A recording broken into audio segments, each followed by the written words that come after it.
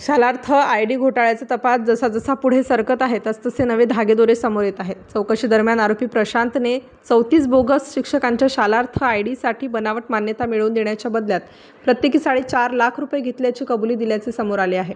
या प्रकरणात मोठ्या आर्थिक व्यवहाराचा संशय व्यक्त केला जात असून संबंधित अधिकारी, मध्यस्थ आणि लाभार्थी यांची चौकशी सुरू आहे. तपास यंत्रणा कागदपत्रे, बँक व्यवहार आणि इतर पुरावे तपासत असून या घोटाळ्याचे आणखी मोठे रॅकेट उघड होण्याची शक्यता व्यक्त केली जात आहे. दरम्यान या प्रकरणामुळे शिक्षण विभागातील कारभारावर गंभीर प्रश्नचिन्ह निर्माण झाले असून दोषींवर कठोर कारवाईची मागणी होत आहे. स्टार न्यूजसाठी मोहसिन पठाण, नाशिक.